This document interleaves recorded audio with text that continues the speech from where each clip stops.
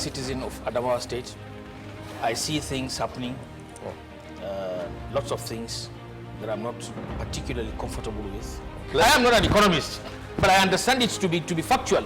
They issued bonds, stock exchange issued bonds on behalf of Adamawa State government. It's people's money. People contributed this money, for the bond. So the people invested in the bond, and it is expected that Adamawa State will provide some soft collateral. And the collateral happens to be our IGR.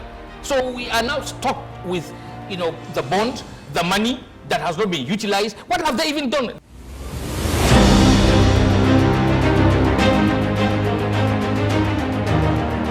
The only way out, that's why I pity myself and I pity whoever it is that would want to come to Adamawa State Government House as its leader in the next dispensation, because it's a mountain of problems you are expected to find, a mountain of problems, in all spheres of human endeavor, and with absolutely no resources. Call him the enigma, call him the political colossus, call him a Democrat par excellence. We are not far from the truth because he is. His entrance into the political calculation of Adamawa politics has changed the equation, giving many politicians a run for their money, thereby proving to be a force to reckon with. In administration, in trying to manage people, you have to take a stand. In other words, what I'm trying to say is that you have to have, some philosophy. You have to believe in something. You don't marry. It's not a place for merrymaking only. You have to be serious on certain issues, and you have to show people who you are. You are not just a friend that people can ramble on, play with at all times. There are times you have to be serious on serious issues, and therefore, I believe some of these, lackadaisical attitude of the past leaders on serious national issues or state, related issues are responsible for the failures of certain policies. Alhaji Umar Mustapha is the new bride in town. Many of his admirers love to call him Otumba of Ekiti, a traditional title bestowed on him by the people of Ekiti State because of his contributions to local and national development. Otumba is one of those who believe that leadership belongs to the people and must be given a stake in governance. A reasonable politician is expected to have some thoughts, in line, with the people. If the people want leadership and they have the confidence to bring him in, because he's ending his term and he wants a re-election, he should be guided by one thing. What has he done for the people? Are his achievements in line with the thoughts and aspirations of the people? If he has achieved that, he has no business, wanting to remain in the system so that he can control what happens from within. His vast knowledge in business, procurement, mining and gas gives him the edge above his contemporary. His decision, therefore, to venture into the race for the #1 seat in Adamawa State on the 1st of April 2022 is propelled by his passion to give human face to governance and development. ABC! Progress! ABC! Progress!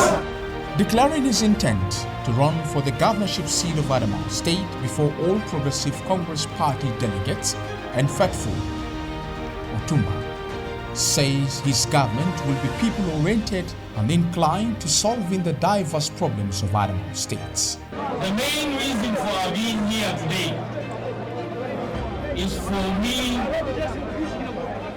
to meet with the executive of the party, the delegates, our well-wishers, the press, and to announce formally that I, Umar Mustapha Madawaki, will stand in election 2023 for the office of the Governor of Adamawa State, subject to being nominated by the party as the flag bearer. Wannan lokacin gamin nasu ne wanda kuma yake ce wani samun sautin nasu ne, ni kuma yana cikin ƙanina ne, wannan babban bako ba ne, don wannan wurin ne kuma cikin ne wanda duk wanda ya san sun kada ya san sun dajinsa a duk ne wanda yake a duk al'umma yake sun dajinsa. His priority is providing infrastructure in the area of interstate roads network, coming from Cham through Lamurde, Niman, then from Grore through Jimeta, Gire, Jabilamba through Song, Gombe, Hong, Mararaba Mube. On the other hand, through Mararaba, Uba, Michika, Madagali to the border with Borno State. Parts of his plans are also providing modern market at Jimeta, Yola and Mubi. Alhaji Umar Mustapha also intends to give agriculture and animal husbandry the attention it requires through a more robust public-private partnership for the expansion of the Mubi cattle market and other similar markets. Every nation that cannot feed itself can as well not develop. You need to feed yourself first before you talk about development. Now, agriculture is paramount here. In this state, at Adamawa, with a population of like 5 million human beings, the mainstay of the economy is agriculture.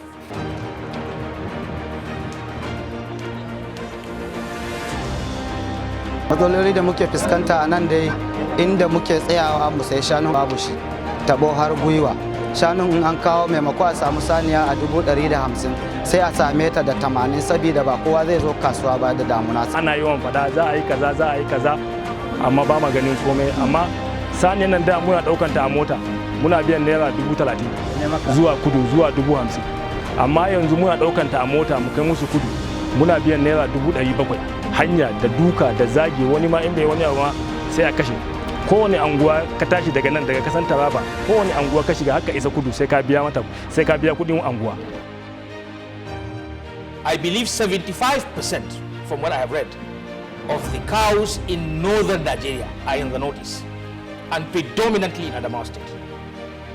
We have two main routes, the route through the Cameroons and Chad, where these animals come in.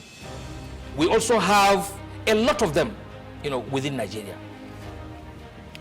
The Food Development Program of the European Union made it clear that estimatedly, the markets we have through these routes, which is Tongo, Ganye, Mayobalwa, Ngurore, Mubi, Song, Fufore, and so on and so forth. They bring in a minimum of 100,000 cows per week. Now take an average. The cost of a cow, I recently bought one for 600,000. Cows can go as high as 900. But let's, for the sake of discussion, for the sake of argument, say the average cost of a cow is 300,000. That means Adamawa is sitting on 30 billion naira per week. Multiply that by 4, it gives you 120 billion naira. So the food value chain in terms of cattle alone, I mean cattle alone in Adamawa state, is in the region of 500 billion naira. And that is what the whole of Lagos state generates in 1 year. Also key is encouraging mechanized farming under his government. Full support will be given to the sector to put the state on the global map. Government will also look for money, one way or the other, to buy, these equipments. It's not a question of buying, fertilizer and keeping it. Or you go about buying fertilizer when the rains are already on ground before you purchase this fertilizer and transport it here. People are harvesting their farms. You have to have this in place even before the first rain drops. Then you have to have pesticides, herbicides. You have to have tractors to work on the land, to tilt the land, harrow it. At the time the farmers would want it to happen, So you have to do your job. You have to do your own side of the bargain. You have to do that and wait for posterity, whether the rains will come or not. And we cannot rely on the rains for our farming activities. We have a lot of water to use, and government will definitely make use of it. Under my stewardship, the government will make use of this water to help farmers cultivate during the dry season.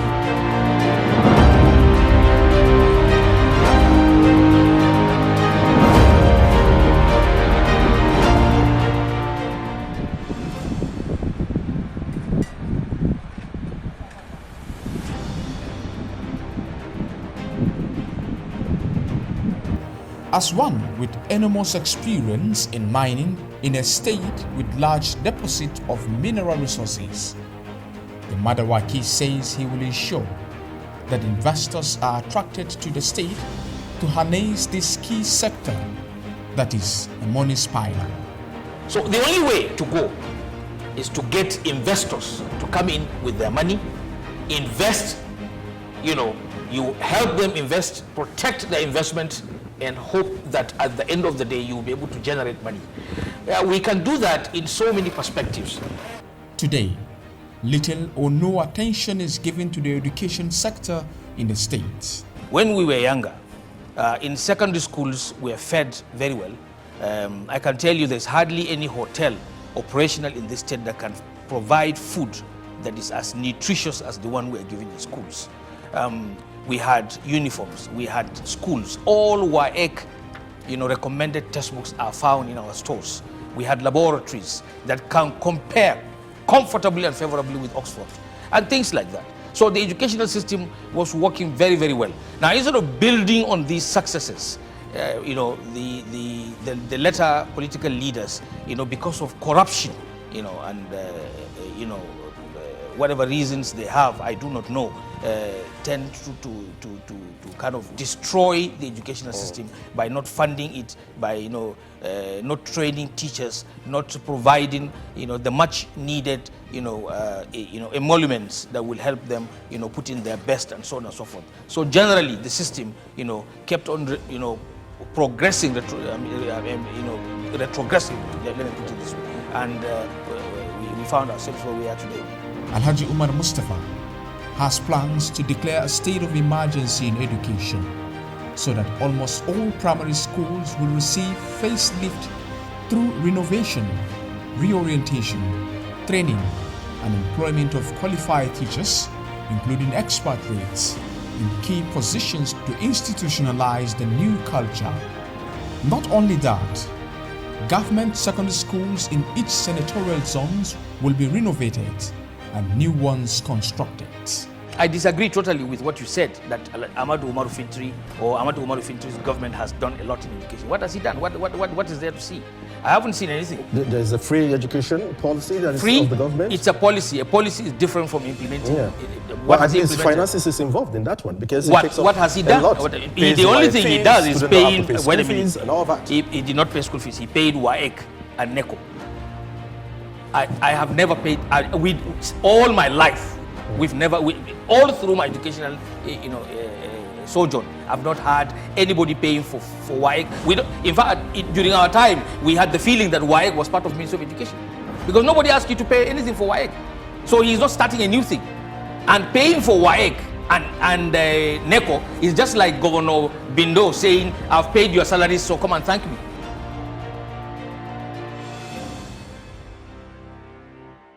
I think a greater percentage of the problem is with government, because a situation where a child is not being fed well, policy-wise, Adamawa state government feeds their boarding students with 30 naira per meal. What can you buy with 30 naira? The political will to implement is what we need. The political will to implement the policies we have on ground and probably improve on them. I'll give you a simple example. In primary schools, today in primary schools in Adamawa State, you have wives of directors, wives of commissioners, wives of this and that, permanent secretaries and so on, being enlisted as teachers in these primary schools, yet they don't go there. They collect salaries, but they don't verifiable? What? you can do that. You are a journalist, so you can find out. You know, because whatever fact was the reason showing, is, before the public. Let me tell you. Let me tell you. Ask the headmasters. They don't even have the. Of course, naturally, you don't expect them to say anything. They won't be able to say it anyway. But these are factual, statements. This is what is happening. They don't go to the schools and they collect salaries. We even have people from outside these states who gain employment in this state and walk away. Their salaries are being paid. If you say, for example, today you're going to set up a committee, to look into ghost workers and so on, they will be the same people who will pick up their phones and call and say, look, this is what is happening. You better come, for verification. They will come, verify, and go. Because if you look at the history of these verifications, you do these verifications in order to identify ghost workers, in order to bring down the cost of, salaries. Each time it is done, the cost of salaries goes up. You see, first and foremost, when you talk about funding, Adamawa has absolutely nothing. So, any political leader that wants to come in must have this at the back of his mind, that there is no money and that he's coming to bring money. He has to sit up and ensure that money comes into the state. And the only way you can do that is investors. However, in the case of education, there are institutions, there are organizations and corporations you can tap into and get some succor in some areas. Scholarship, interventions, and so on and so forth. Even grants. You have foundations, you have the World Bank, you have, all sorts of organizations. And I think we should tap into that. The problem with our political leaders is that they want the physical cash given to them so that they can, enrich themselves. Now, these institutions are saying, look, we are only here to assist. We can build laboratories for you. Some will say we will build classrooms for you. Some will say we'll build dormitories for you. And if you are serious, these are the things you need to improve education. These are some of the nitty-gritties that helps you in ensuring effective educational institutions. But because their emphasis is not that, they don't even look at these sectors. So I think we have to have a political leader who is prepared, who is willing and able to bring in these various interventions into Adamawa, in addition to getting people to invest into the state.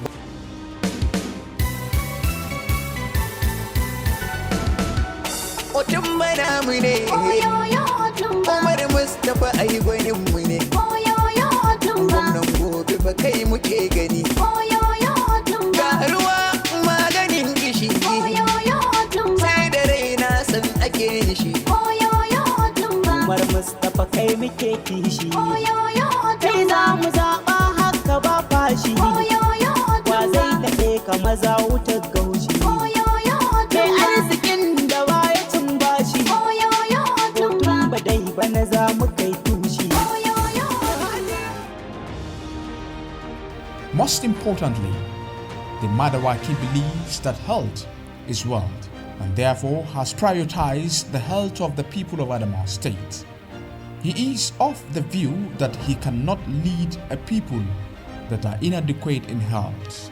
It is on this premise that Alhaji Umar Mustapha has planned to build healthcare centers in every district with qualified doctors, nurses, and administrators. Expatriates will be employed on contract to supplement the locals if need be. According to him, this will help reduce the overdependence on federal medical centers and general hospitals. Young men and women will be the cardinal thrust of his administration if given the opportunity by the party and people of the state. It is on this basis that his administration will put up skills acquisition centers in all local government areas of the state to boost entrepreneurship in the state to support our young men and women. Provision of affordable houses, water in most local government areas, and human capital development will be given adequate attention by the Otumba. It is indeed obvious that Alhaji Umar Mustapha Madawaki is ready and prepared for leadership, unlike his contemporaries. Otumba, first of all, let me appreciate you, because this is the first of its kind where an aspirant will draw technocrats from a given field and then say, okay, hey, I'm ready. come ask me what sort of questions you want to ask. We are sure that this town hall meeting is for the enrichment of what you have for the people of Adamawa State. I'd like to appreciate your passion for education in terms of developing the sector. That's the first thing you need to have. So I would want to commend you for you've really hit on so many things. I'm happy you have talked about partnership. I'm also happy you have talked about the need for funding, which is a very strategic thing in education. I have taken my time to stand before you today and tell you that I am fully prepared to hit the road running in order to bring succor to our dear state.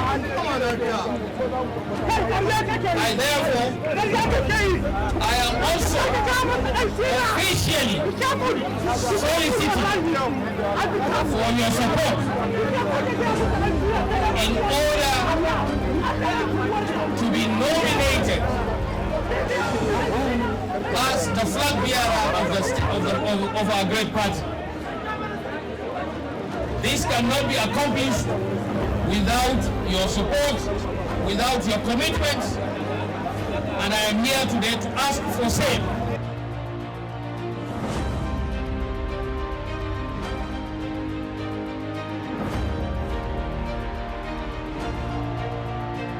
At this juncture, therefore, it is pertinent to state unequivocally that Alhaji Umar Mustapha Madawaki is the man Adamawa needs at this time to deliver the deliverables.